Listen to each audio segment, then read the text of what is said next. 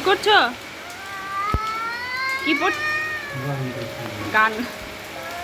ওরে বাপ, ওরে বাপ!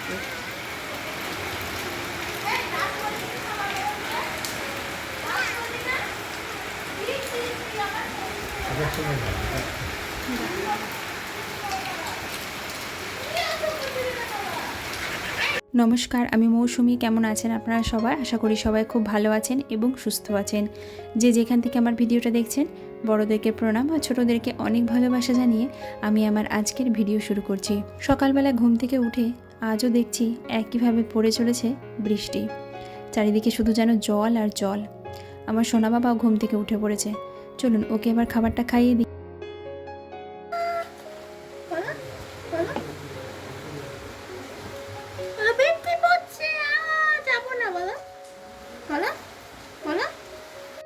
এই বৃষ্টিটা আমার সোনা বাবার মনে হয় ভালোই লাগছে, তাই সকালবেলা ঘুম থেকে উঠেই বৃষ্টি দেখে সে মনের আনন্দে গান শুরু করেছে। এখন বাজে 10:30 আর আমার মেয়ের জন্য জলখাবার বানাচ্ছি। আমার মেয়ের ইচ্ছে হয়েছে চিকেন বার্গার খাওয়ার, তাই হোমমেড চিকেন বার্গার বানিয়ে দিচ্ছি। আসলে আমার ঘরে কালকেকার রান্না করা একটু চিকেন ছিল, সেই চিকেনটাকে ভালো করে গরম করে নিলাম এবং একদম ছাড়িয়ে নিয়েছি। আর ব্রেডের ওপর এই চিকেনটা দিয়ে দিলাম, একটু পেঁয়াজ দিয়েছি, একটু সস দিয়েছি, কাসুন্দি দিয়েছি। তবে কাসুন্দিটা আমার মেয়ের পছন্দের জন্য দিয়েছি। এরপর চিকেনটা উপরে দিয়ে দিলাম, একটু পেঁয়াজ দিয়ে এবার উপরে ব্রেডটা আবার দিয়ে দেব। হয়ে গেল তৈরি হোমমেড চিকেন বার্গার। তো এটা পেয়ে ও ভীষণ খুশি।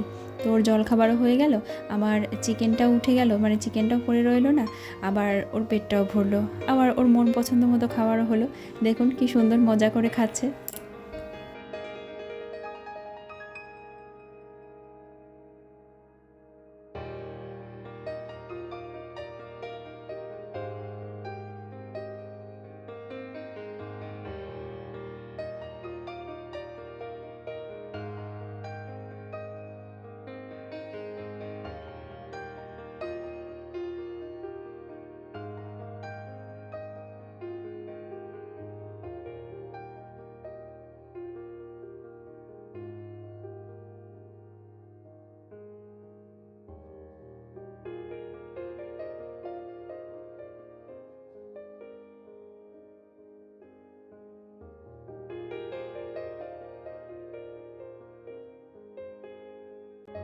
আমার সোনা বাবার জন্য ডিম সেদ্ধটা করে নিয়েছি, আর আজকে ওকে সকালবেলায় শুধু ডিম সেদ্ধই খাওয়াবো।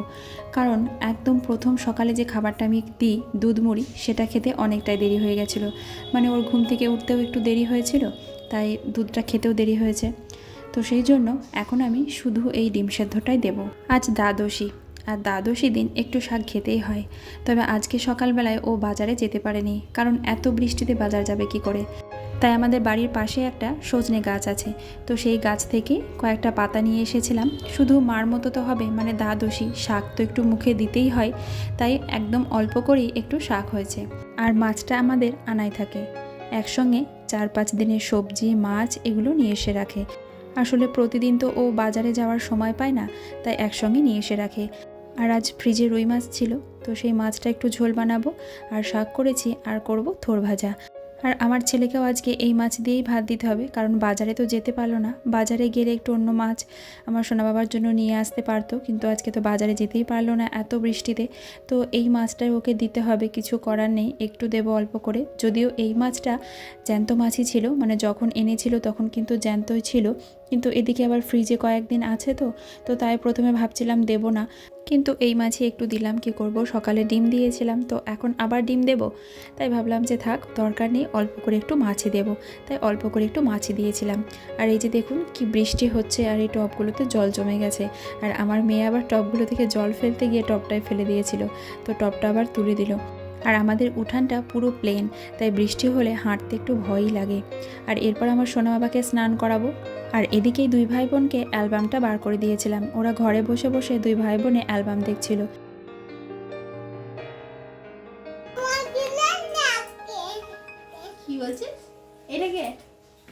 এখন বাজে 12টা, ওকে স্নান করাবো, তাই তেল মাখিয়ে দিচ্ছি।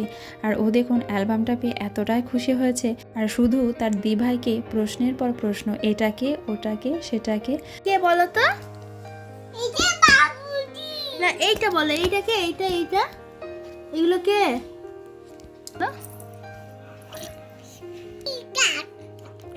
এগুলো কে বলো? কি বলো? ওই অ্যালবামটা দেখা হয়ে গেছে, এবার আবারও একটা নতুন অ্যালবাম চাইছে, তাই আবারও কিছু ছবি ছিল সেগুলো বার করে দিলাম। আমি ওই ছবিগুলো যত্ন করে রেখে দিই, জানেন, অনেক দিন আগেকার ছবি। আমারও ভীষণ ভালো লাগে এই পুরনো ছবিগুলো বার করে দেখতে, কিন্তু এখন তো আর সে সময়ই নেই। কেবল প্যান্টটা পরালাম। এই তোর কি হলো? আমি কেবল তোকে প্যান্ট পরালাম। এটা কি হলো? আমি তোকে কেবল স্নান করে প্যান্ট পরালাম। এটা কি হলো? কি হয়েছে ওটা? কি করেছো তুমি?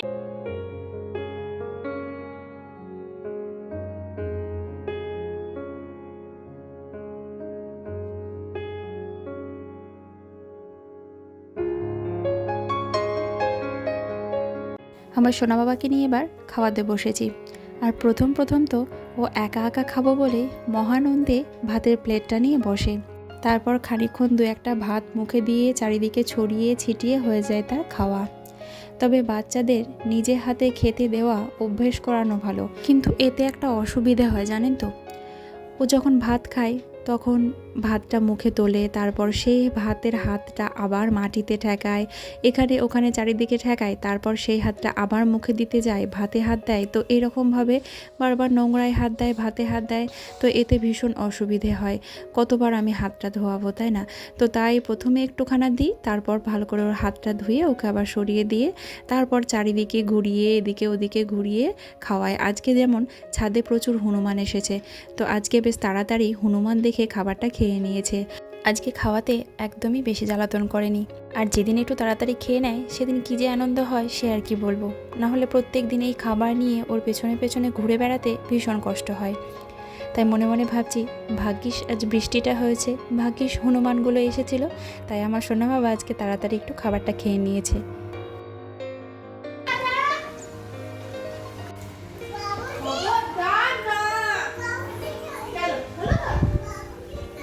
বাবা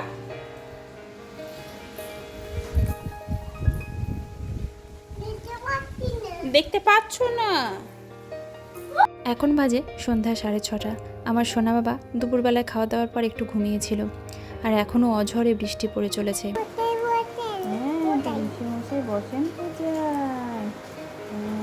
দুধ খেতে হবে তো, আমি দুধ নিয়ে এসেছি। কি খাবি? ভুদেয়া দুধ? দুধ খাবে না? তাহলে দুধটা কাকে দেবো? সিজাকে দেবো? দুধটা সিজাকে দেবো? দুধ খাবে না বাবা? তুমি দুধ খাবে না?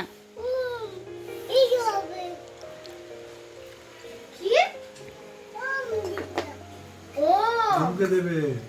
ওমকে দেবো দুধটা? ও দুধটা ওম খাবে তাই? দিদি ভুজিয়া খাস না। তুমি কোথায় যাবে বাবা? বাবুজি বেবে যাবে। বাবু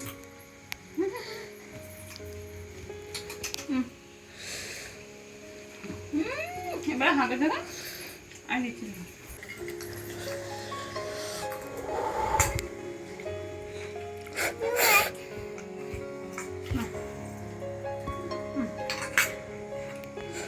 আমাকে দাও, আমাকে দাও, আমাকে দাও।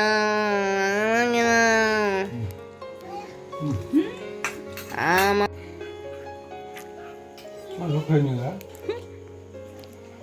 মজা মিষ্টি আছে, মিষ্টি মজা মিষ্টি আছে।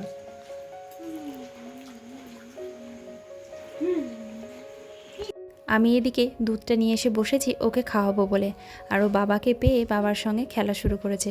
আসলে এই সময় তো ওর বাবা কোনোদিনও থাকে না, আর আজকে ওর বাবাকে এই সময় পেয়েছে, তাই ও ভীষণ খুশি, বাবার সঙ্গে খেলা শুরু করেছে। এরপর চলে এসেছি সন্ধ্যাবেলায় নিজের রুটি করতে। আর এই বৃষ্টির দিনে আমার ছেলে মেয়ের জন্য আর সবার জন্য বানাবো মাছের চপ। আমার সোনা বাবাও এরকম একটু মুখরোচক খাবার খেতে বেশ পছন্দ করে। আর কদিন থেকে করব ভাবছিলাম, কিন্তু সময় করে উঠতে পারছিলাম না। আর আজকে তাই মাছটা আমি দুপুরবেলাতেই সেদ্ধ করে রেখেছি মাছের চপ করব বলে। আর বৃষ্টির দিনে সন্ধ্যাবেলায় এরকম একটু মুখরোচক খাবার খেতে খুব ইচ্ছে করে। এটা মুখরোচক খাবার হলেও এতে কিন্তু কোনো ক্ষতি করবে না। এটা খুব হেলদি এবং টেস্টি একটা খাবার, বিশেষ করে বাচ্চাদের জন্য। রুটিটা ভাজা হয়ে গেছে, এবার গ্যাসটা আর এই গ্যাসের পাশগুলো ভালো করে মুছে নিচ্ছি, না হলে এই রুটির গুঁড়োগুলো পড়ে থাকবে আর দেখতে বাজে লাগবে। এরপর আগে আমার সোনা বাবার রাত্রের খাবারটা ঠিকঠাক করে রাখলাম, মানে রুটিটা ভিজিয়ে রাখছি। তো বন্ধুরা, যারা এখন আমার পরিবারে এসেছেন, আমাকে দেখছেন, তাদের কাছে আমার অনুরোধ, আমার এই চ্যানেলটি যদি আপনাদের ভালো লেগে থাকে তাহলে অবশ্যই কিন্তু সাবস্ক্রাইব করে পাশে থাকা অল বেল বাটনটা প্রেস করে দেবেন, আর একটা কমেন্টের মাধ্যমে জানাবেন যে আমার এই ভিডিওগুলো আপনাদের কেমন লাগছে। আর সেই সঙ্গে সঙ্গে একটা লাইক দিতে কিন্তু একদম ভুলে যাবেন না। আর এই দেখুন আমার মেয়ে আমাকে আমার কাজে কতটা হেল্প করছে, মাছের কাঁটাগুলো ওই বেছে দিচ্ছে, আর আমি এদিকে বাকি উপকরণগুলো গুছিয়ে নিচ্ছি।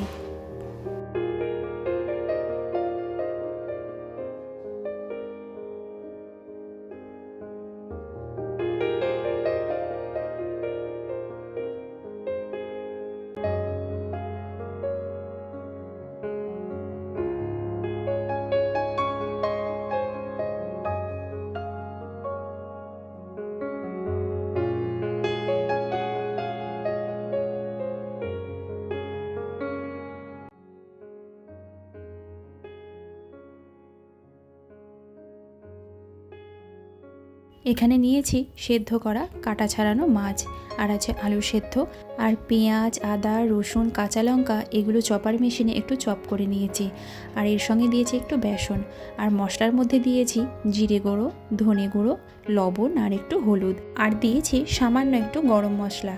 আর এই মাছের চপ বাচ্চাদের জন্যও কিন্তু ভীষণ টেস্টি একটা খাবার, আর এইরকমভাবে বাচ্চাদের বানিয়ে দিলে বাচ্চারা কিন্তু মজা করে খাবে।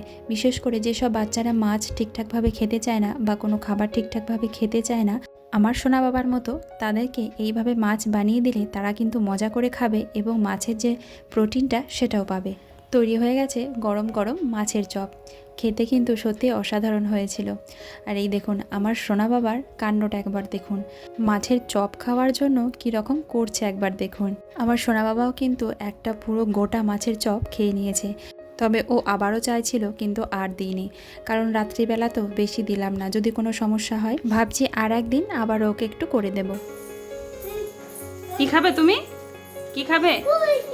ওটা কি বলো? পকোড়া বলো, মাম্মা পকোড়া দাও। বলো বলো বলো, ওটা নেয় না, ওটা নেয় না, বলো মাম্মা পকোড়া দাও। নালে খেতে দেবে না মাম্মা। বলো কিসে নেবা, কিসে নেবা? কই বাটি? বাটি নিয়ে এসো, বাটি নিয়ে এসো, বাটি দাও আমাকে। যাও বাটি এনে না, তুমি একটা খাও, দিদি একটা খাবে। বেশ বাবা, তুমি একটা নাও, দিদি দিভাইকে একটা দাও।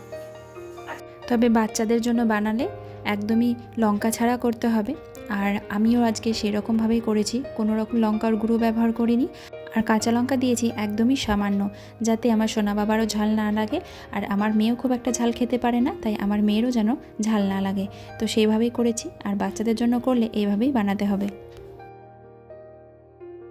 মেয়ে আমাকে জন্মদিনে যে ফটো ফ্রেমটা দিয়েছে সেটা কোথায় টাঙাবো খুঁজেই পাচ্ছিলাম না, তারপর শেষমেশ অনেক খোঁজাখুঁজি করে এখানে একটা অন্যরকম ছবি ছিল, তো সেটা সরিয়ে দিলাম, সেটা অনেক পুরনো হয়ে গেছে, সেটা সরিয়ে এই ছবিটা টাঙিয়ে দিলাম। আর এই ছবিটা আমি আমার মেয়েকে জন্মদিনে দিয়েছিলাম, তো সেটা ওই ঘরে ছিল, তো ওটাও নিয়ে এসে এই ঘরেই টাঙিয়ে রাখলাম। এরপর হবে রাত্রের ডিনার। চলুন তাহলে আজকের মতো ভিডিওটা এখানেই শেষ করছি।